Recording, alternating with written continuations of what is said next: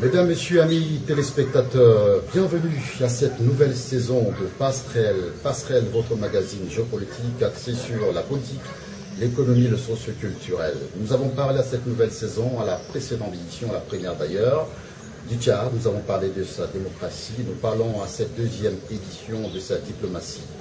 Idriss Déby Itno, le panafricanisme hors pair, c'est le titre du document que nous proposons de regarder. On saurait répondre gratuitement à ce titre qui est à la fois une question sans pourtant revenir sur les notions du panafricanisme, ses différents mouvements, ses évolutions, afin de chuter sur le titre, afin d'entrer dans N'Djamena, mener une enquête au Cameroun et partout ailleurs, et même demander à avoir des réponses du ministre français Laurent Fabius des Affaires étrangères en ce qui concerne la question Boko Haram et par rapport aux écrits de certains journalistes au Cameroun en N'Djamena.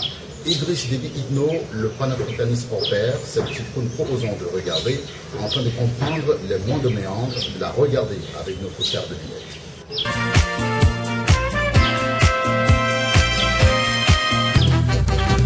Ils ont partagé le monde, rien ne m'étonne.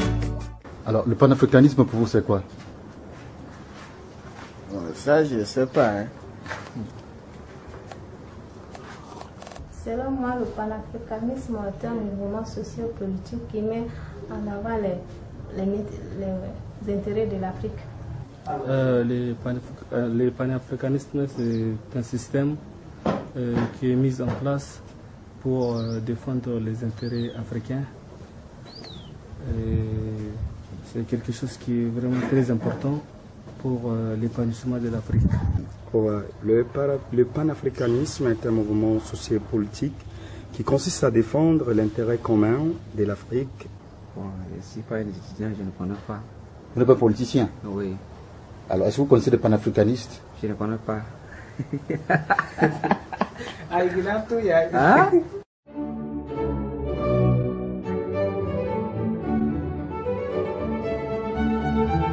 Le panafricanisme est défini comme une pratique de la solidarité entre Africains, où qu'ils soient dans le monde.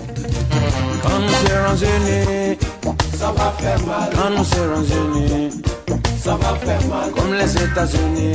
Idée politique patriotique qui prend naissance à la fin du XVIIIe siècle, à l'occasion des premiers balbutiements de la lutte anti-esclavagiste soutenue par la Grande-Bretagne pour des raisons économiques.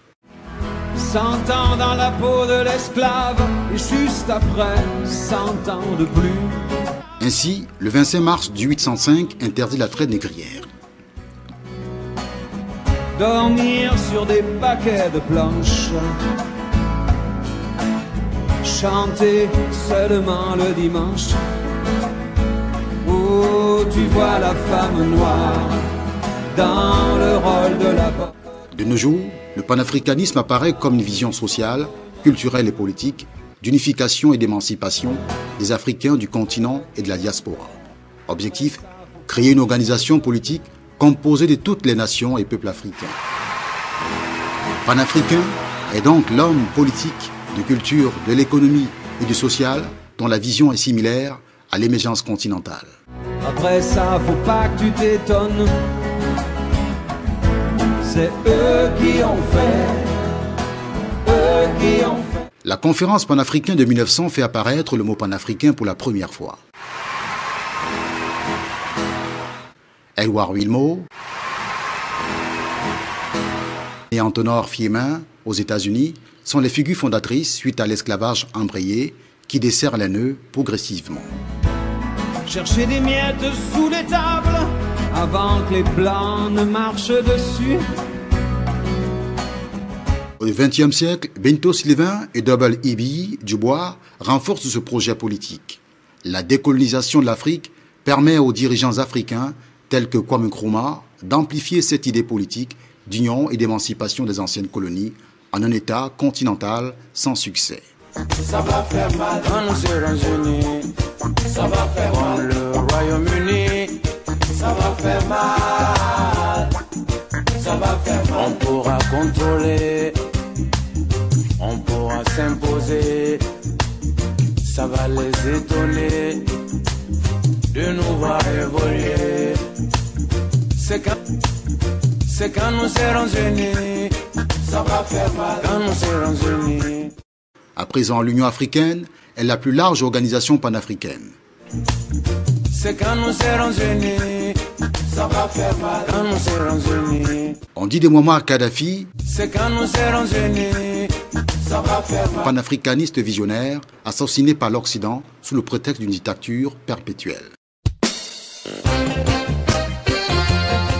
Pourtant, ces perspectives inachevées présentent une autre Afrique émergente, stoppée à l'horizon, au grand plaisir de certaines puissances de ce monde.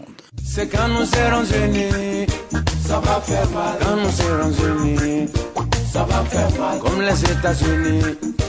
On dit aussi du président Idriss Déby Itno, en N'Djamena et ailleurs, qu'il est un panafricaniste hors pair. Loin de faire une affirmation gratuite, nous venons mener une enquête en N'Djamena. C'est quand nous serons unis, ça va faire mal. Objectif, regrouper les informations comme le veut la déontologie, tirer l'essentiel et faire une conclusion. C'est quand nous serons unis, ça va faire mal. C'est le panafricanisme en Afrique? Oui. Il y a qui? Idriss Déby Itno. Les panafricanistes que je connais sont Kwame Nkrumah, Thomas Sankara, Gaddafi et Idriss Déby. Parce qu'il a mis la paix partout dans le monde. Je connais les panafricanismes quelques rares, tels que les défunts présidents centrafricains Barthélémy Boganda, le président nigérien Djori Hamani, le président Kwame Nkrumah, ils sont nombreux. Et on parle aujourd'hui du président Idriss Déby Itno. Oui, on parle de monsieur le président Idriss Déby Itno parce que c'est un président qui a tout le courage, qui est en train de devenir un véritable panafricaniste, surtout en intervenant dans des situations politico-militaires en Afrique, par exemple au Mali, en Centrafrique et maintenant au Cameroun et au Nigeria. Il a sauvé le Mali, il a défendu le Soudan, il a défendu le Niger en chassant le Boko Haram. Okay. Et il avait mis la paix beaucoup dans le monde. Il n'y a personne pour sauver ni protéger ces innocents. Venez nous sauver, il veut nous tuer.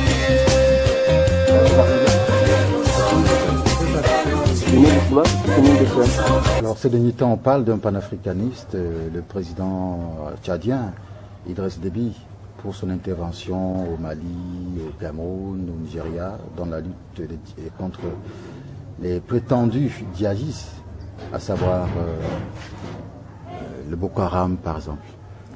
Oui, avant de commencer, je salue vraiment cette initiative par le président Idriss Déby Itno et le peuple tchadien. Et je crois que cette initiative, vraiment et franchement, c'est une initiative plus importante pour nous tous Africains. Le peuple tchadien, le président Déby, le militaire, les armées tchadiennes, tout le monde a pris ce courage pour aller libérer le Mali. Ils sont maintenant revenus pour nous faire Camerounais et Nigérians, du jamais vu. Et si tous les Africains, les leaders africains réfléchissaient comme M. Déby, je crois qu'on peut toutefois se retirer de ces Occidentaux. Vous vous rappelez peut-être que c'est au mois de mai de l'an dernier, à Paris, et ce n'est pas un hasard, que pour la première fois a eu lieu une réunion de lutte contre Boko Haram, où se trouvaient à la fois bien sûr le Cameroun, le Tchad, nos amis du Niger et le Nigeria, ainsi que les Américains. Et c'est là où nous avons pour la première fois commencé à bâtir ensemble des éléments de résistance. Et il n'y a pas d'ambiguïté à avoir. On me dit, l'ambassadrice que nous avons ici me dit qu'elle a vu dans certains éléments de presse que la France aurait, je ne sais pas qui a été inventé ça, quelque tolérance particulière vis-à-vis de Boko Haram. Ça n'a absolument aucun sens. Ce sont des égorgeurs. Il faut bien avoir ça présent à l'esprit. Et de la même façon que nous avons été présents au Mali lorsqu'il avait fallu s'agir, lorsqu'il s'est agi de lutter contre les terroristes, de la même façon que nous avons alerté l'opinion internationale lorsqu'il s'est agi de défendre la République centrafricaine, de la même façon, nous défendons devant la communauté internationale la nécessité pour les Africains, pour les Camerounais, pour les Nigériens, pour les Tchadiens et pour les Nigérians de lutter contre Boko Haram. Mais précisément, Monsieur le ministre, on a le sentiment de vous avoir vu, vous, la France, vous engager avec plus de promptitude d'ailleurs. On attendrait peut-être sur le front de la lutte contre le Boko Haram que... Non, n'ayez pas ce sentiment. Nous faisons ce que nous demandent nos amis africains. Encore une fois, nous n'avons pas substitué aux Africains. Ce n'est pas notre conception, ce n'est pas d'ailleurs la vôtre. Hein. Mais nous avons à appuyer, à chaque fois qu'on nous le demande, les démarches de nos amis africains. Et croyez-moi, dans la lutte contre Boko Haram, nous sommes côte à côte. Si vous le permettez, Monsieur le ministre. Les innocents payent toujours les pots cassés. On les tue, on les viole, on les chasse, et tout le monde s'en fout. On se demande souvent si l'ONU et les droits de l'homme existent. Parce qu'il n'y a personne pour sauver ni protéger ces innocents. Venez nous sauver, il veut nous tuer. Venez nous sauver, il veut nous tuer. Venez nous sauver, venez nous sauver. Qui est donc le président Idriss Déby Itno? C'est le président de la République du Tchad, le chef de l'État, élu plus d'une fois par le peuple tchadien, au suffrage universel direct et secret. Majorité aux élections présidentielles de 1996, 2001, 2005, 2011. Quelle est sa psychologie, ses objectifs pour le Tchad et l'Afrique tout entière? Quelles sont les preuves de son panafricanisme? Commençons par son enfance. En première question, certes on est adulte ce qu'on a été dans l'enfance. Les formations reçues forcent cette personnalité vers un certain réalisme dans ses trois dimensions, physique, morale, spirituelle. Idriss Déby Itno est né en 1952 à Bédolba, à un vol d'oiseaux des Fada, dans la région du Nord-Est, au Tchad. Ce fils de berger est précocement formé à la rudité de la vie dans le désert du Sahara, aux frontières tchado-soudanaises, formé à la protection des troupeaux. Mais cette noble tâche au sein de la famille ne le limite pas. Il a la veine d'aller à l'école, d'apprendre à lire et compter avec persévérance, malgré de nombreuses difficultés.